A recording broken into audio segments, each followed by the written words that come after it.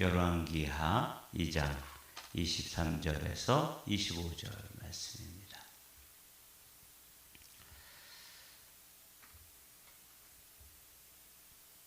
우리 함께 교독하시겠습니다.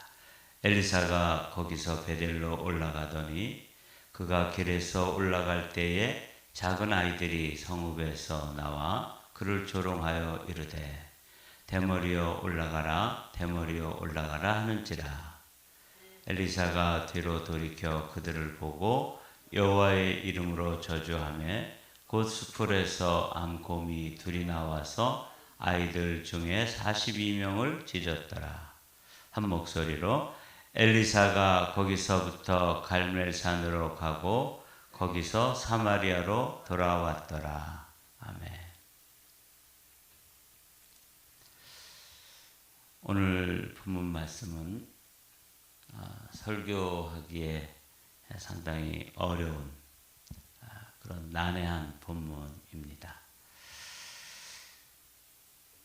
오늘을 살아가는 현대인들에게 또 저도 마찬가지고요. 이 본문은 많은 마음에 좀 이렇게 저항감이 생기는 그런 본문이죠. 우선 제일 먼저 하나님에 대해서 우리가 마음에 불편한 마음, 불편한 심기가 생겨요. 아니 아이들이 좀 선지자를 대머리라고 놀렸기로서 선지자인 엘리사도 이렇게 저주를 퍼붓는 게 말이 되는가? 또 선지자가 뭐 저주를 좀 퍼붓기로서니 하나님께서는 또 그걸 받으셔가지고 암곰을 2마리나 보내가지고 아이들을 크게 상하게 했잖아요. 찢었다 이렇게 되어 있는데 42명을 이제 찢었다는 게 얼핏 생각하면 이제 죽였다고 생각하는데 학자들은 크게 상처를 냈다 이제 이런 뜻이래요. 어찌 됐거나 뭐 죽었거나 상처가 났거나 그 곰 발톱 한번 보셨나요? 못 보셨어요? 제가 그 알래스카에서 연회가 있을 때 거기 갔다가 이제 알래스카 공항에 가면 그 알래스카에 그 곰 이렇게 잡은 거 곰이 그냥 뭐 우리만 하지 않아요. 저의 2~3배 이렇게 큰 덩치를 가지고 있고 제일 눈에 띄는 게 곰 발톱이더라고요. 곰 발톱이 한 이만씩이에요. 이런 걸로다가 연어 같은 거 이렇게 곰이 이렇게 미련하고 느릴 것 같지만 굉장히 지혜롭고 또 이렇게 날렵하죠. 그래서 연어 같은 거 이렇게 지나가는 거 가만히 들여다볼 때 발톱으로 이렇게 탁 쳐가지고 잡아먹고 아니면 그냥 자기 입으로 물어서 먹고 그러잖아요. 그런 곰들이 2마리가 나와서 아이들을 이제 막 크게 상하게 했다. 왜 이런 본문을 그런 일이 있었더라도 전 슬쩍 없는 일로 좀 하고 그냥 이렇게 기록하지 않았으면 또 오늘 아침에 우리도 별로 난감하지 않고 이렇게 할 텐데 짧은 구절이고 무슨 내용이 이해가 안 되거나 이런 건 없죠. 그럼에도 불구하고 이 본문이 굉장한 문제거리를 제공하는 거예요. 우선 하나님은 이렇게 잔인하신가? 그리고 선지자가 처음 된 그래서 그 능력과 권세를 얻은 엘리사는 그런 권세와 능력을 이런 데 사용해도 되는가? 이게 이제 많은 생각할 거리를 제공하죠.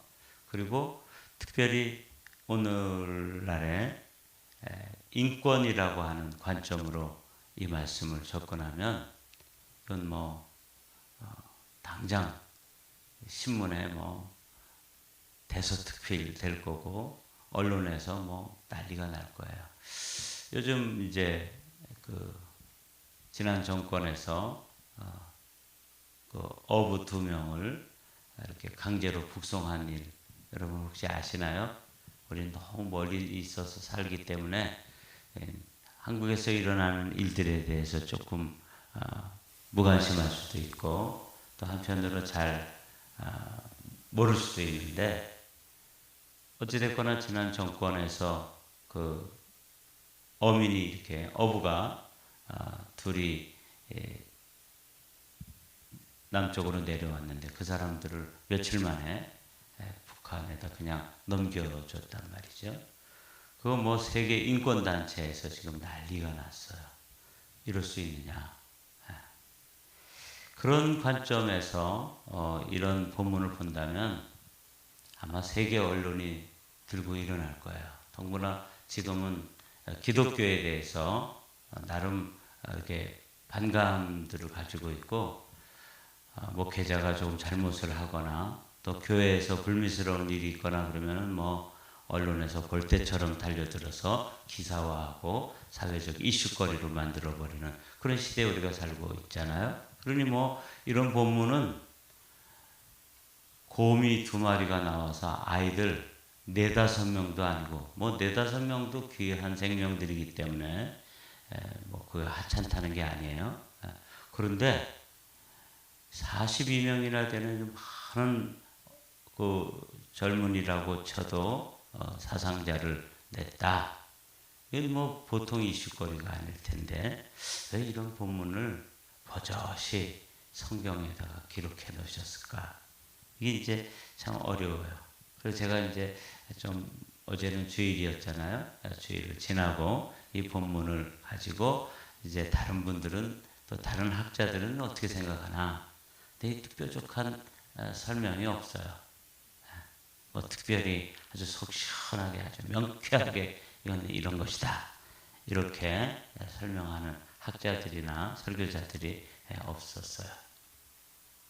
어찌됐거나 우리는 이제 한 절씩 한 절씩 이렇게 짚어가는 과정에 있으니까 이 본문 말씀도 오늘 함께 생각해 보려고 이렇게 본문으로 정했습니다. 먼저 이 본문 바로 직전에 이제 엘리야 시대가 지나가고 엘리야는 겉옷 한 벌을 남겨놓고 엘리사에게 그 사역을 맡겼다는 것이죠. 그래서 그 사역을 맡겨졌을 때 엘리사가 이제 2가지를 하는데 첫 번째로는 여리고성에 물은 이 문제가 돼서 위치는 좋은데 물이 나쁘다. 이게 이제 그 여리고성 사람들이 아주 큰 수건 사업이었어요. 아주 멀쩡하게 곡식이 자라다가도 툭툭 그냥 낙과가 되어버리고 또 소가 또 양이나 염소가 잉태를 해서 잘 자라다가도 그냥 낙태를 하게 되고 이 뭐 도대체 토지 소산물이 뭘 익어야지 먹든지 말든지 하죠. 그러니까 심기는 열심히 심는데 심는 것만큼 소득이 없는 거죠. 이게 늘 이 동네 사람들의 고민거리였는데 엘리사가 처음 이제 선지자가 되어서 그 여리고성의 문제를 해결해 줬다. 이제 모세가 마라의 쓴물을 고친 것, 또 예수님께서 가나의 혼인잔치에서 물로 포도주를 만드신 사건, 그리고 엘리사도 여리고성에서 이 나쁜 물을 이제 먹을 만한 물로, 그리고 그 도성 전체의 토지 소산들이 낙과가 되고 낙태가 되는 일, 이런 일들을 이제 고치는 그런 생명의 역사를 첫 번째로 일으켰어요. 참 감사하죠. 기적도 이런 기적만 일어나면 얼마나 좋겠어요. 그런데 갑자기 이제 그 생명의 사역, 사람을 살리는 사역을 한 후에 갑자기 이제 저주하고 사람들을 상하게 하고 죽음으로 몰아가는 이런 좀 잔인하기도 하고 참혹하기도 한 사건이 또 바로 뒤이어서 23절부터 이제 나온다는 거죠. 여기서 이제 제가 빨간 하이라이트를 23절에서 했는데 베델에 대해서 살펴봐야 되고, 작은 아이들이라는 게 뭐 네다섯 살짜리냐, 어린 아이들이 있잖아요. 꼬물꼬물하는 거 그거 그냥 보기만 해도 귀여운 거, 그런 걸 곰으로 찢어 주겠다는 것인지, 하여간 이게 이제 생각해 봐야 될 문제고요. 그리고 대머리여 올라가라, 대머리여 올라가라 그랬는데, 이게 뭐 그렇게 대수롭지 않은 일이고, 저도 이제 나이가 들고 뭐 신경 쓰는 일 있었잖아요. 그러고 나서 이빨도 빠지고 머리도 빠지고 그러는 거예요. 뭐 모양이 아주 이렇게 거울을 들여다보면 참 몰골이 우스워졌어요. 그런데다가 현일이도 이렇게 위에서 내려다보면 더 심한가 봐요. 저는 위에서는 못 보잖아요. 근데 아주 이렇게 머리를 쓱 만지면서 아빠도 많이 늙었다, 이렇게 이제 말하면 좀 마음이 많이 아파요. 야, 이게 우리 현일이는, 예담이나 제 아내는 단 한 번도 제 머리가 빠진 거에 대해서 이렇게 솔직하게 안 얘기하거든요. 그냥 뭐 보고 제가 마음 상할까봐, 상처받을까봐 그냥 지나가는데, 현일이는 그런 거 뭐 가감을 할 수가 없잖아요. 자기 본대로 이야기하는 거예요. 아빠도 많이 늙었다, 이렇게 얘기해요. 늙은 거죠. 어찌됐거나 뭐 머리가 이렇게 빠지더라고요. 자, 그런데 그거 가지고 이제 누군가 뭐 좀 놀렸다 그래서 제가 곰을 동원해 가지고 그 사람들에게 상처를 입히면 이건 뭐 목사답겠어요? 그죠? 자, 이런 문제들 한번, 오늘 아침에는 그렇게 뭐 어려운 문제는 아니에요. 내용이 어렵지 않다는 거예요. 그러나 그 내용을 설명하고 하나님을 변명하고 엘리사를 변호하려면 이게 뭐 보통 어려운 문제가 아니에요. 자, 먼저 이 베델이라고 하는 도시를 우리는 먼저 생각해 봐야 돼요. 솔로몬 시대가 지나고 여로보암과 르호보암 이 시대가 이제 이렇게 시작되었잖아요. 그럴 때 이 북쪽 이스라엘은 여로보암에 의해서 통치가 되었는데, 예루살렘 바로 위에다가 베델이라고 하는 도시가 있는 걸 우리는 알게 되죠. 그리고 저 북쪽에 단 이렇게 되어 있는데, 여로보암이 이제 사람들이 예루살렘 그 성소에 가가지고 자꾸 예배를 드리고 제사를 드리고 그러니까 경계선이 자꾸 흐트러지잖아요. 자기가 이렇게 울타리를 만들어 놓고 그 안에서 가둬놓고 통치를 해야 되는데, 이 자꾸 남쪽 유다에 있는 예루살렘 성소에 가서 제사를 드리고 하나님 신앙을 가지게 되니까, 이 여로보암이 하나의 정책으로 남쪽으로 내려가지 못하도록 예루살렘 가까이에 베델이라고 하는 이 도성에 금송아지와 그 단을 만들어 놓고 여기서 제사하라고 그러고, 저 북쪽에 있는 사람들은 또 여기까지 내려오기도 힘드니까 편리하게 거기다 또 만들어 놓고 여기서 제사하라, 이렇게 이제 되어진 일이 단 베델에 있는 금송아지입니다. 이 베델은 원래 이름 자체가 아주 그 신앙적인 이름이잖아요. 야곱이 형과 아버지의 그 분노를 이제 잠시 피해서 외삼촌 라반의 집으로 도주하다가 이곳쯤 와가지고 잠을 잤던 곳이죠. 그래서 거기서 사다리가 나타나고 하나님의 천사들이 오르락 내리락 하는 걸 봤다. 그래서 아침에 일어나서 이 동네 이름이 뭔가 하고 살펴봤더니 동네 이름이 뭐였냐면 루스라는 성이었어요. 본래 성 이름이. 루스라는 걸 또 이름을 찾아봤더니 황당하다, 이런 뜻이에요. 얼마나 황당했겠어요. 자기는 복을 받고 싶었는데 복을 받기는 고사하고 이제는 어머니 아버지 집에서도 못 살고 도망자의 신세가 되어가지고 정처 없이 길을 가다가 하룻밤 잔 곳이 동네 이름을 물어보니까 루스예요. 그래서 이 동네 루스라 그러지 말고 베델이라고 부르자. 야곱, 그들의 조상 중에 4대 족장 중에 하나인 아브라함, 이삭, 야곱, 요셉 중에 야곱이 지은 이름이 베델이에요. 동네 이름을 바꿔버렸어요. 얼마나 크게 은혜를 받았는지. 그런 동네에 지금은 그 동네가 벳엘, 엘이라는 게 이제 하나님이라고 그러잖아요. 베이트라는 게 뭐냐면 히브리어로 집이에요. 예.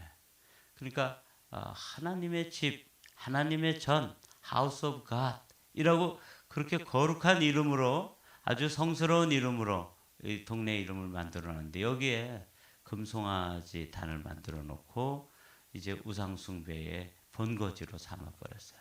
그러니까 원래는 거룩한 곳이었는데 거룩한 곳이 극도로 타락된 그런 지명이 벳엘이다. 이렇게 여러분들이 이제 정리를 해 놓으시면 됩니다. 근데 요 동네에서 아이들이 42명보다 더 많이 나왔겠죠.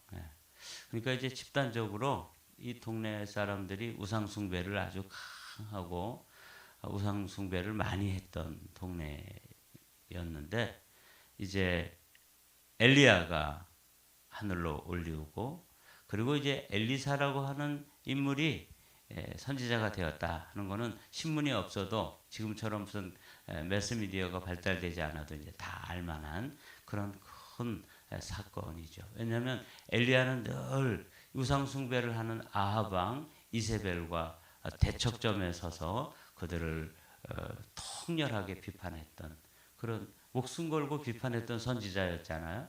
그러니까 이제 엘리사가 이제 그 뒤를 이었다. 그러니까 이 베델에 있는 사람들은 이 엘리사 선지자에 대해서 고운 감정이 있을 수가 없어요.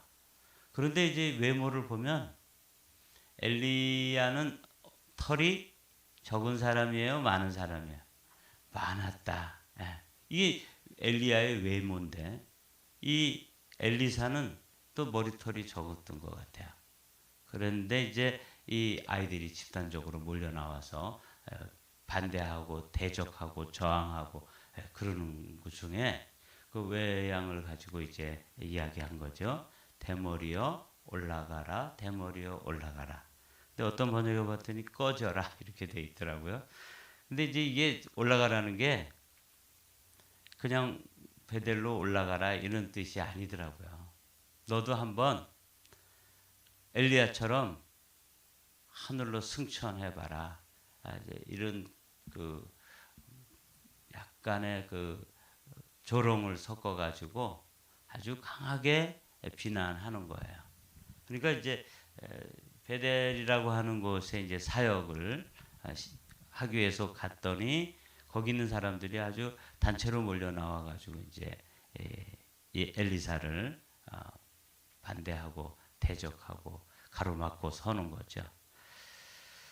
여기에 대해서 이제 엘리사가 뒤를 돌아 돌이켜 그들을 보고 여호와의 이름으로 저주하며 곧 수풀에서 암곰 둘이 나와서 아이들 중에 40명을 찢었더라. 이게 이제 우리에게 아주 당황시키는 본문이죠. 아니 뭐 적당히 내 이놈들 그렇게 하면 못 써. 회개하라. 천국이 가까웠느니라. 이렇게 메시지를 전하고 그냥 점잖게 떠났으면 뭐 문제가 안 될 텐데 말이죠. 이렇게 아주 험악하게 어떻게 보면 잔인하게 이런 일이 이제 벌어지는 바람에 이 우리로 하여금 당황시키는 거죠. 자, 이 본문을 우리는 어떻게 그냥 이 아침에 받아들여야 될까요? 이 본문을 어떻게 이해해야 될까요? 이 현대인의 시각으로 보면은 이거는 뉴스거리고 비난거리고 이거는 가십거리예요. 그런데 이걸 성경적 관점으로 한번 보도록 하겠습니다. 하나님은 어떤 하나님이냐? 우리는 하나님은 늘 이래도 좋고 저래도 좋고 우리 강원도 말로 이래도 흥 저래도 흥 하는 하나님으로 생각. 좀 물러터진 할아버지 정도 좀 이렇게 뭐 수염을 이렇게 끄들어 이렇게 수염을 땡겨도 뭐 그냥 적당히 내 이놈 이러고 많은 이런 물러터진 할아버지 정도로 생각하는데 하나님의 속성 가운데 사랑의 속성도 있는 동시에 어떤 속성이 있어요? 공의의 속성이 있다는 걸 우리는 자주 잊어요. 아주 자주 있어요. 저는 이 본문을 하나님의 공의, 뭐 어린아이들이 그렇게 상처를 당했다든지 죽었다든지 또 뭐 사회적으로 이게 옳으냐 그러냐의 관점을 떠나서 하나님은 죄에 대해서 어떻게 대응하시는가, 죄를 어떻게 처리하시는가 하는 입장에서 이 본문을 살펴보기를 원합니다. 6절 말씀 우리 전도사님 읽어주실래요?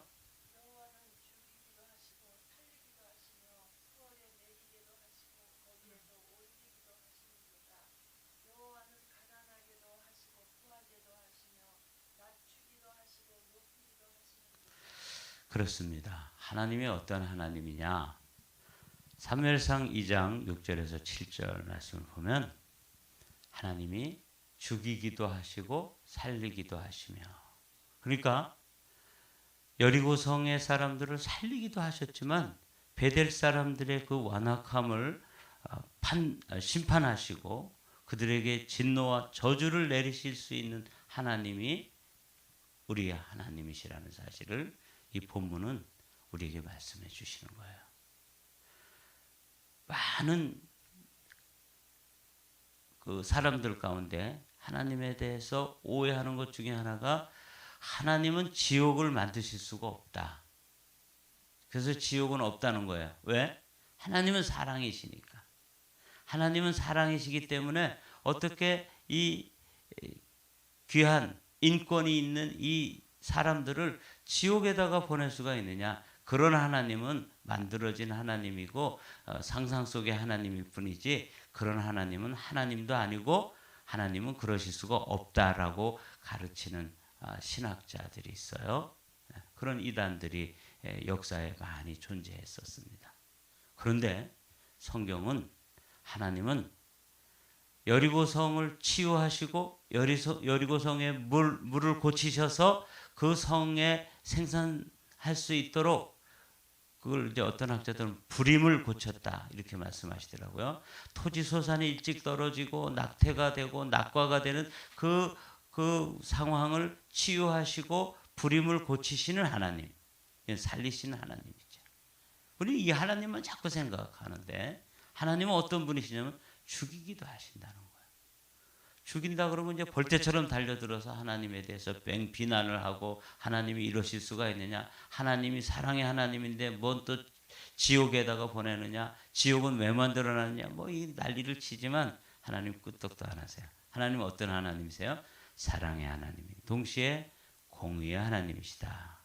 우리는 이 아침에 저 난감한 본문을 받아들고 우리가 정리해야 될 첫 번째가 그거예요. 절대 주권의 하나님.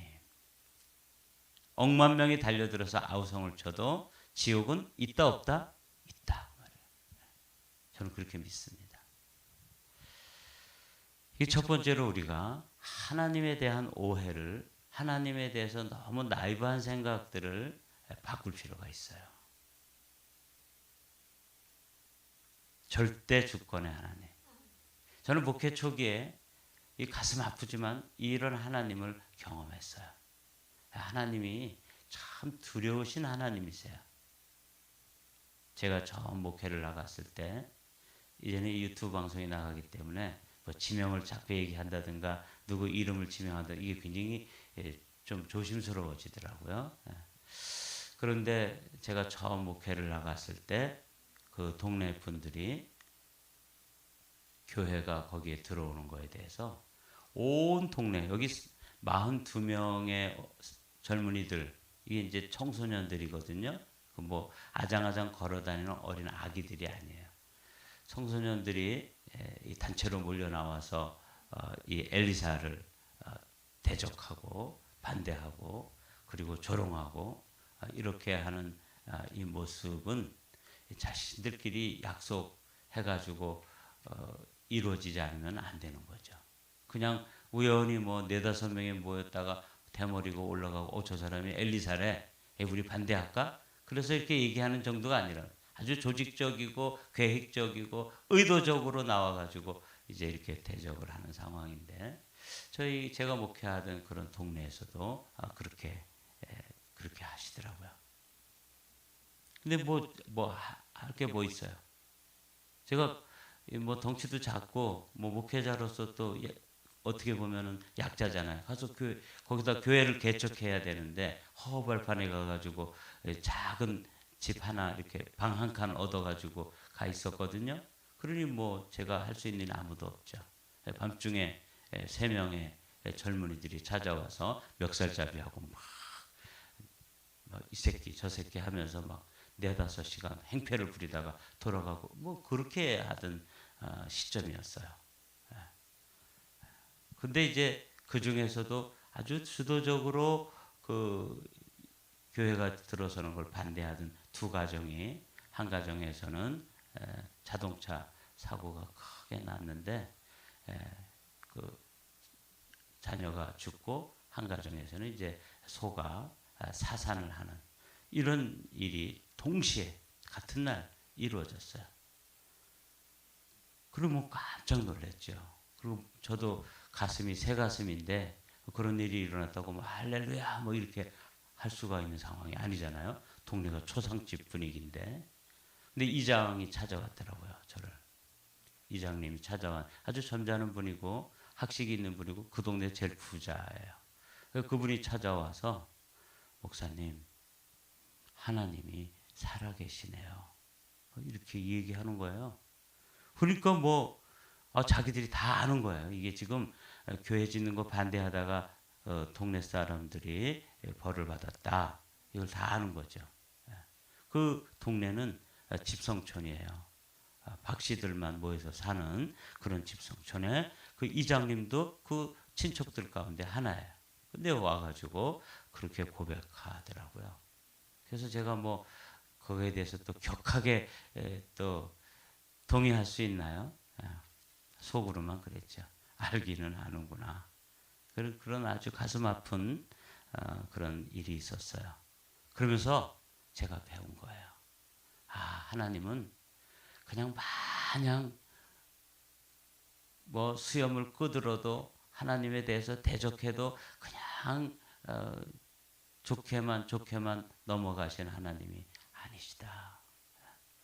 여호와는 죽이기도 하시고 살리기도 하시며 수월에 내리기도 하고 거기서 올리기도 하시는도다. 수월이 어디예요?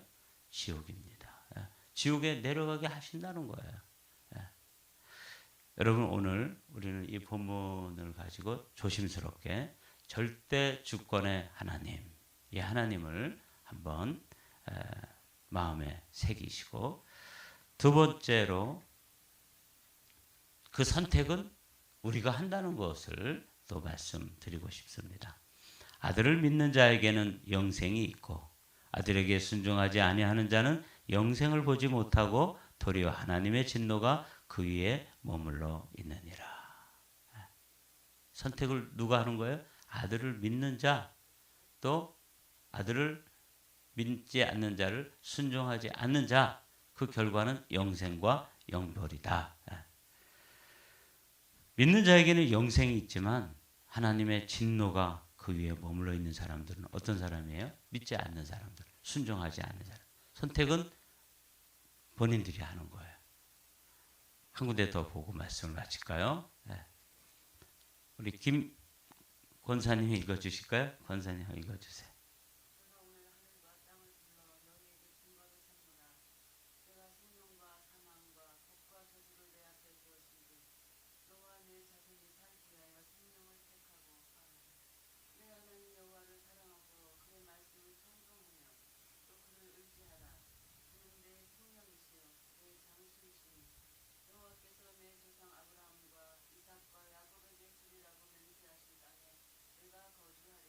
아멘. 네.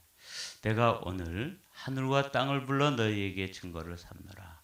하나님의 사람 모세가 고별 설교에서 주신 말씀이에요. 자신은 이제 사역을 다 마치고 이제 역사의 뒤안길로 사라져야 되는데, 남아있는, 그리고 이 신명기는 이제 누구에게 주시는 메시지냐면 가나안 땅에 들어가서 살게 될 그 백성들, 넥스트 제너레이션이죠. 우리로 말하면 우리 자녀들이에요. 내가 이제 나의 사명을 감당하고 우리 현일이와 예담이에게 들려주어야 될 메시지인 거죠. 내가 오늘 하늘과 땅을 불러 너에게 증거를 삼노라.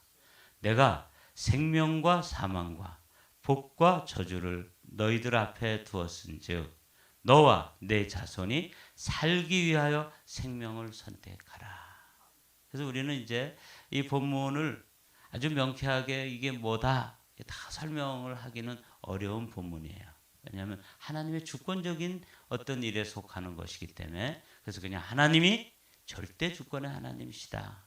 그는 죽이기도 하시고 살리기도 하고 수월에 내리기도 하고 수월에서 건져 올리기도 하시는데 그건 왜 쟤는 올리고 왜 쟤는 내립니까? 이건 우리가 할 수 있는 이야기가 아니라는 거예요. 그건 어느 영역에 속해요? 하나님의 주권적 영역에 속한다. 우리가 할 수 있는 일은 뭐냐?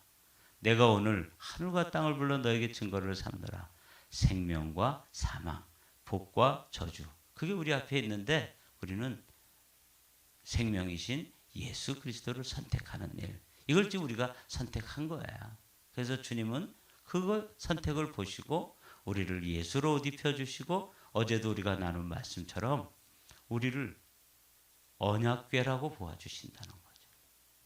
여러분이 언약궤라는 걸 아셨어요? 우리가 그렇게 존귀한 존재입니다. 사랑하는 성도 여러분, 이제 말씀을 정리하죠. 선택은 우리의 몫입니다. 오늘도 우리가 이제 믿음을 선택할 것이냐, 또 하나님을 거스리는 불신앙을 선택할 것이냐, 이건 이제 우리가 하루를 살아가는 삶의 여정 가운데서 선택의 문제가 있을 때 여러분은 하나님 편에, 진리 편에, 그리고 예수 편에 서게 되시기를 주님의 이름으로 축복합니다.